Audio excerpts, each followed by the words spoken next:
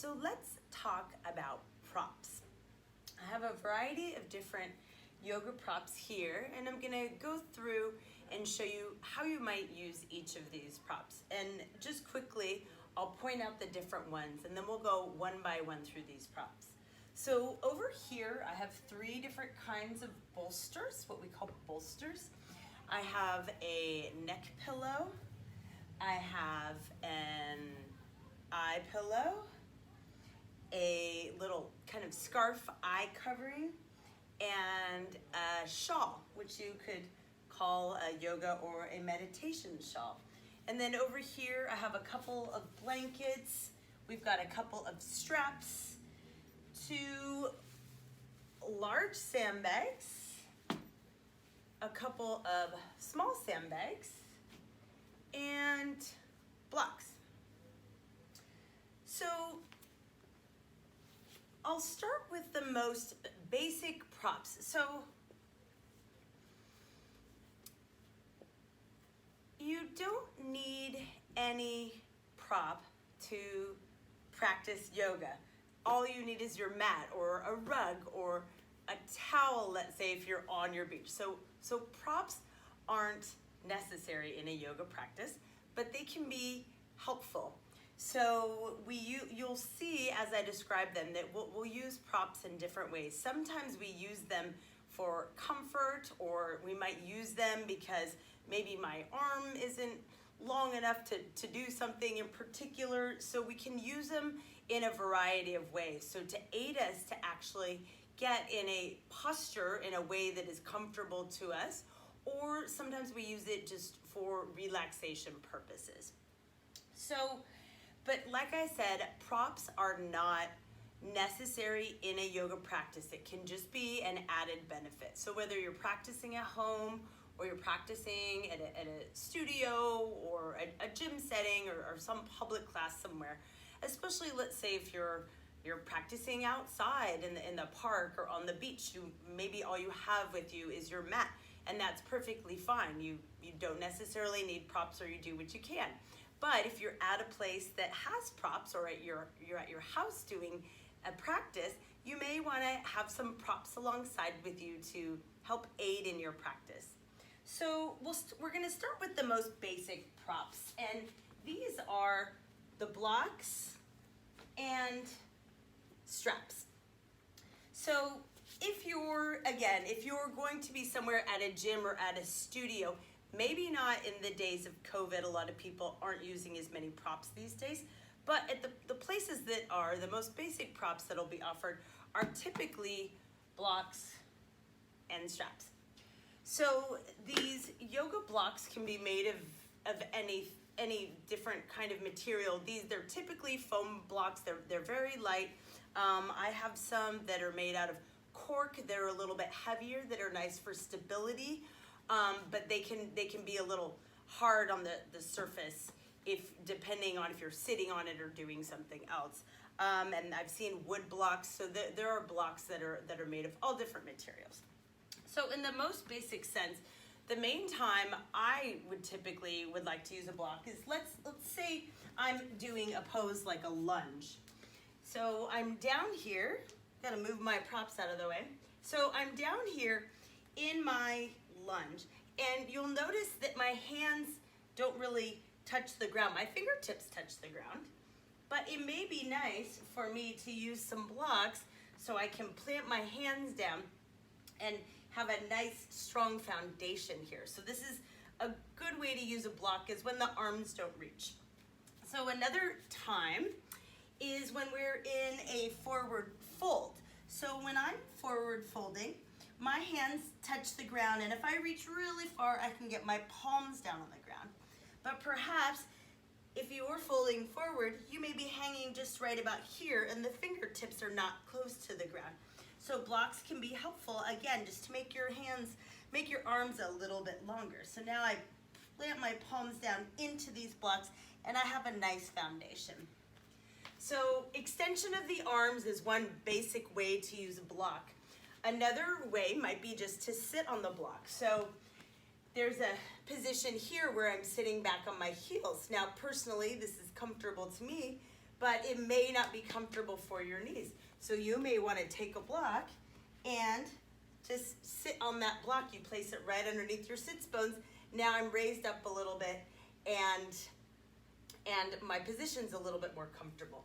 And I can stack as many blocks as I'd like. So maybe 2 blocks is a better situation. Now I can sit up here with a nice long spine.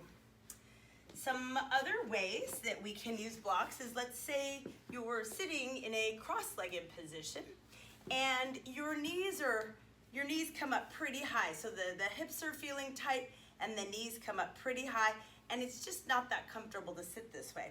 So you might take your blocks and rest your knees on those blocks. And so now I have a place to rest my knees. I can comfortably sit up tall.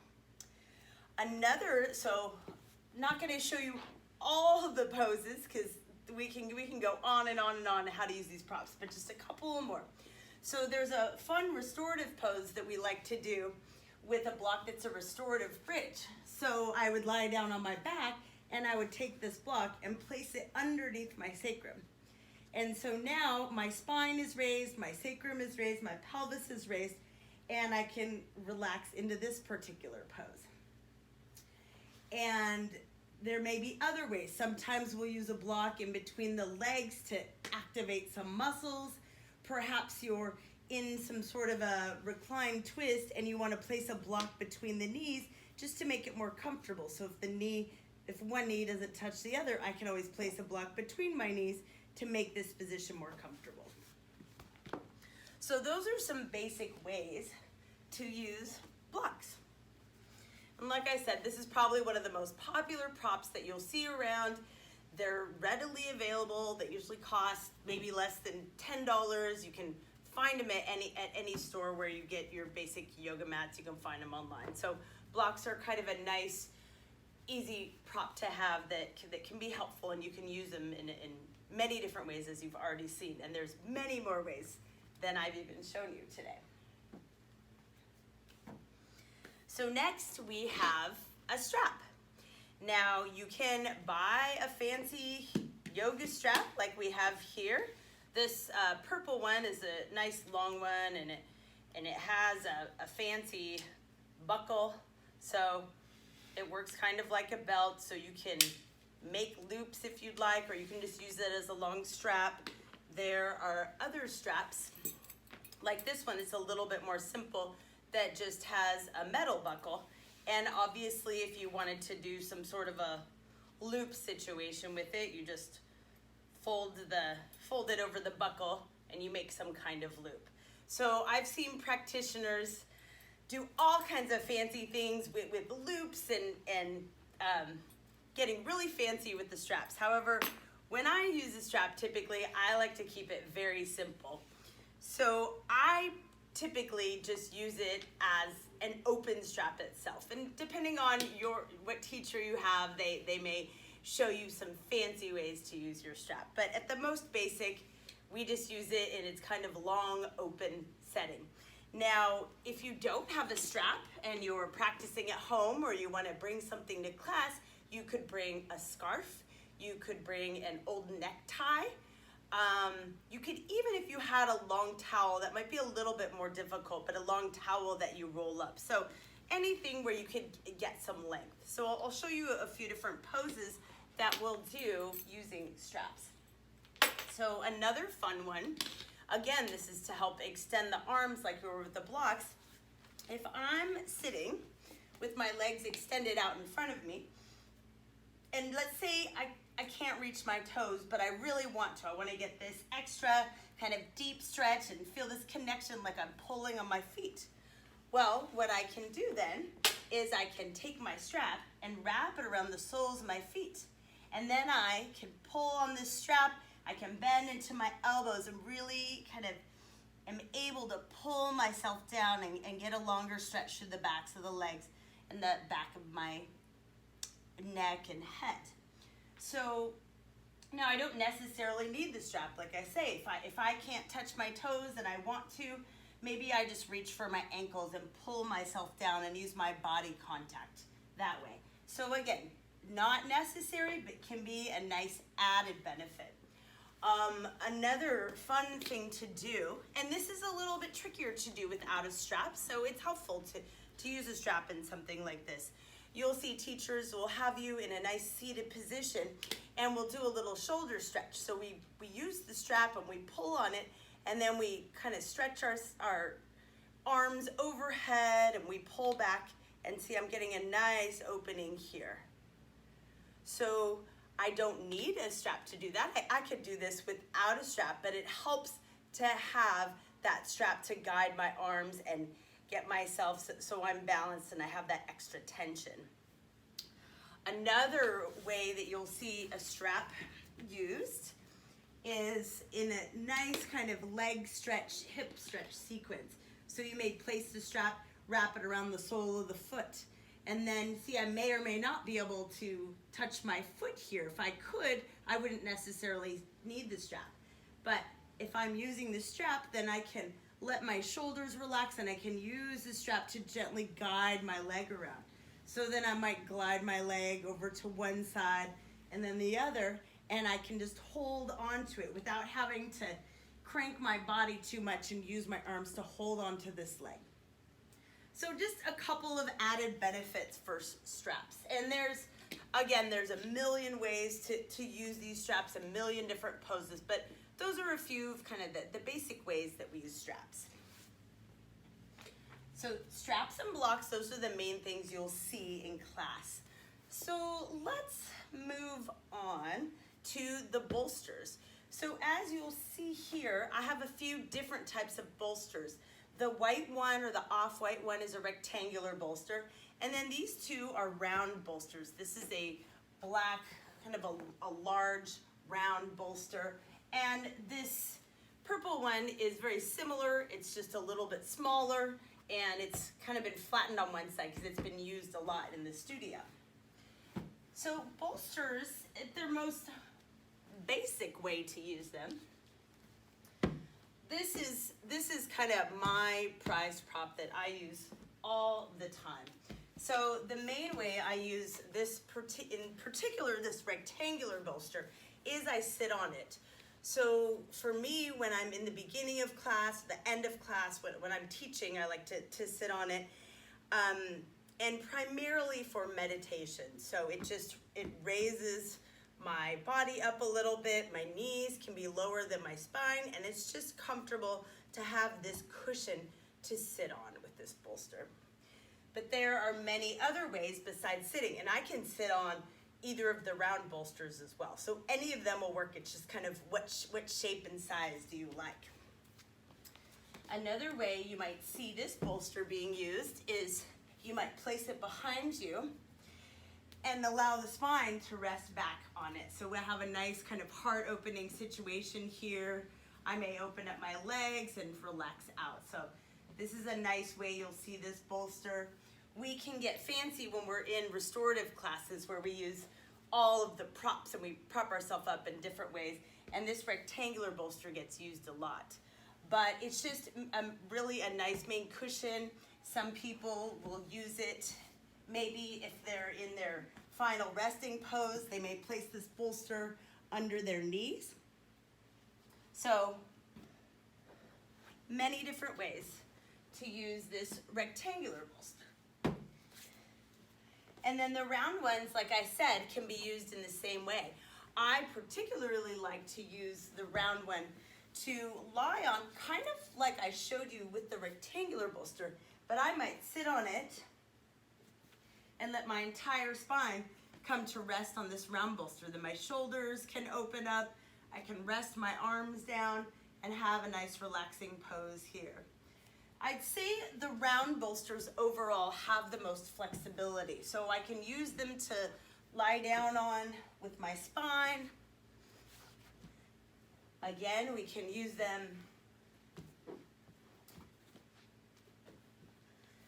them under the knees. I can also sit on the round bolster, just like I did with that rectangular bolster. So for me, some people love these round bolsters. These are their favorite ones. But for me, sometimes I feel a little bit wobbly on it. So it's my go-to is still the rectangular, but it's your choice. Some people like the smaller purple ones. So you'll see as you practice more and in class people will instruct you using different things. You can use these bolsters in many different ways. So, got our bolsters out of the way. Next, we have blankets. So typically in a yoga studio, you might see what looks like these kind of traditional Mexican blankets with the fringe, or you may see some sort of tightly woven cotton or wool type blanket. So any kind of a thicker blanket will do. You probably have something at your house that will work the same way. Blankets are nice props to have because they're really flexible. So let's say you don't own a bolster, you can use blankets instead to accomplish the same thing. So I can take one blanket and I might just sit on it to lift my spine up so that my spine's not curving. I can sit on this blanket and get a little lift on my hips. Might be comfortable for me when I'm sitting in cross-legged position to just sit on this blanket. I also really like blankets a lot, so let's say we're in our final resting pose. You can roll one edge of the blanket, and I'm going to show you two blankets here.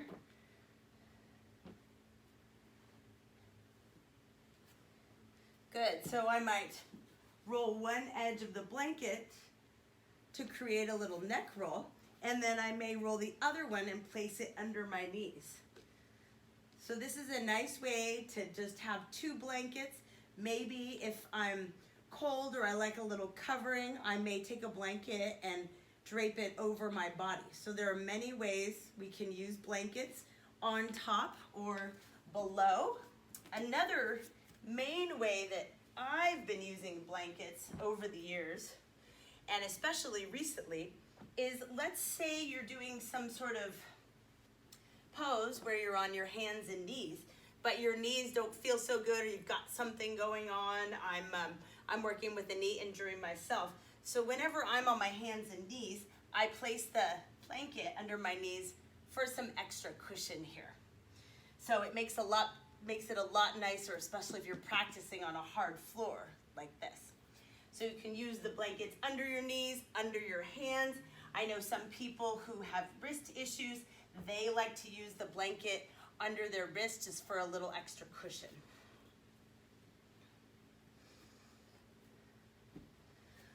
Okay, we're almost there. So I showed you how we use a blanket to roll under the neck for a prop for perhaps Shavasana when we're lying down on our back. You can also buy something that's also, it's a neck roll. And this one it's blanking my mind, but this is stuffed with a little the grain. I'm sure one of you watching knows what that might be. So here's a neck roll. So I might place it just underneath my neck, and it just gives my neck a little lift and makes it more comfortable for me to lie down. Now some people love this neck roll and they swear by them. Some people prefer to just have their head completely on the ground.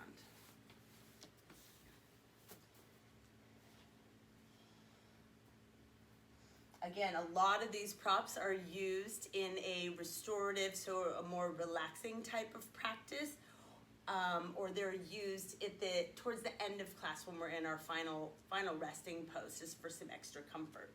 So the last few things that we have over here is I have an eye pillow. So for instance, this one is made of silk and has lavender in it. It's really nice. And you just place it right over your eyes so it can just help you to relax. You may already have an eye pillow at home or some sort of eye covering. So it's nice if you know you're going to be lying down in a pose for 10 plus minutes. This eye covering can help you relax even more.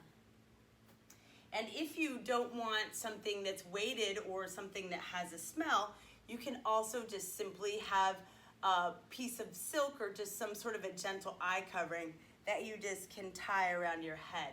So we like these. My friend actually started making these, so we use those for our deep relaxation practice and what's called yoga nidra, which is yogic sleep. So we have special eye coverings for that now.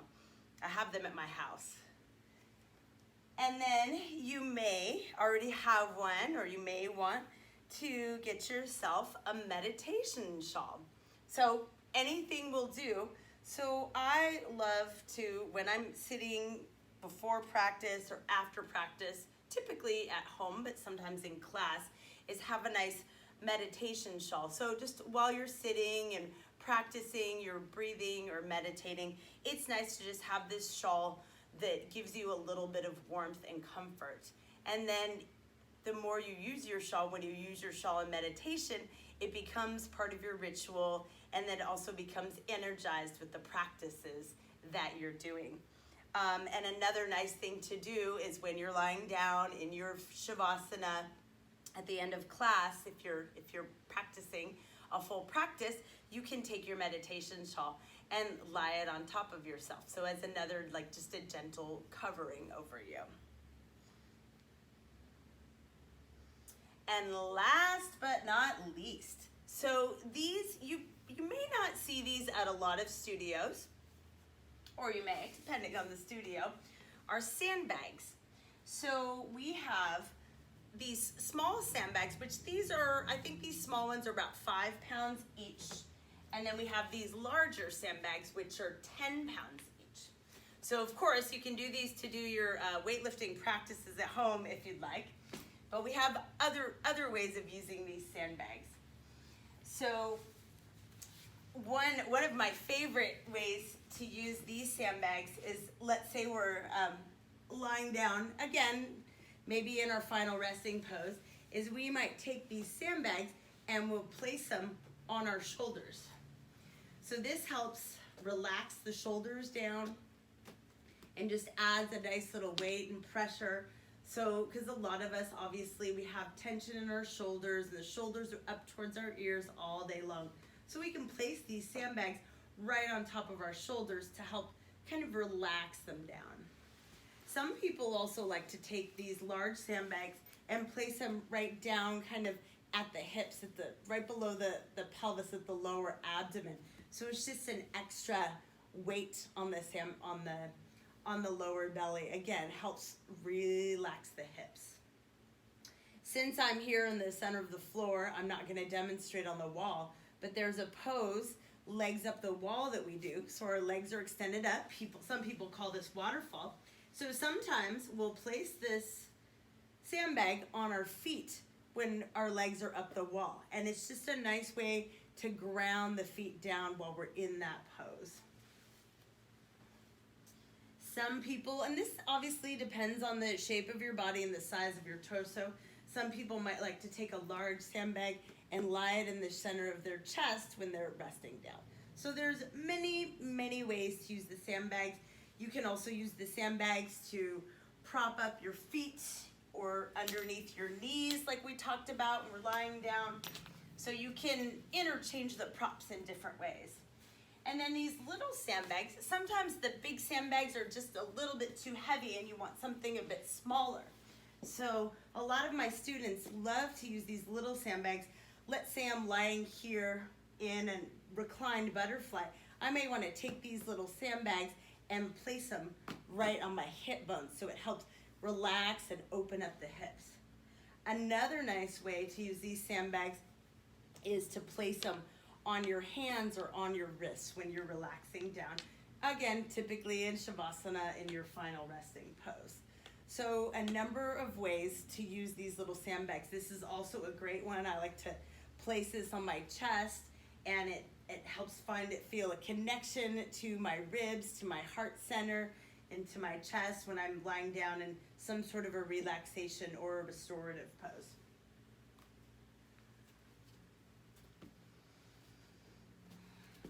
So those are just a few of the ways to use these different props. And obviously you can get creative, and I learn things all the time when I see my students. They might grab some props and find new ways to use props. But so like I said in the beginning, none of these props are absolutely necessary. You don't need anything to practice yoga. All you need is a floor or ground to practice on. It doesn't matter.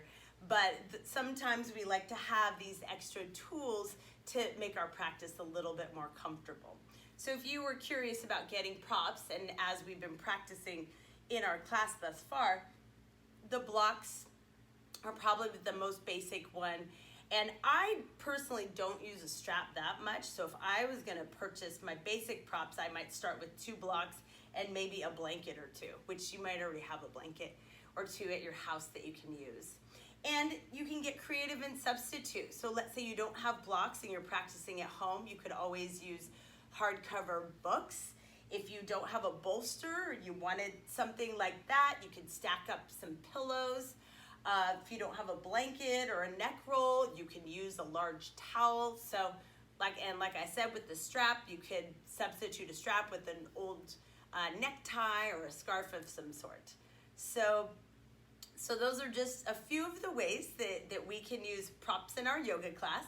And like I said, it's not necessary, but it's always good to know how to use them and what they can be used for. And they're just nice, they just added extra tools if you'd like to keep some around for your home practice, or so that you know what to do if you're in a studio or a gym setting taking a class and they have the props as options for you. And as always, your teacher will let you know what to do and how they might suggest using the props as well. So that is all.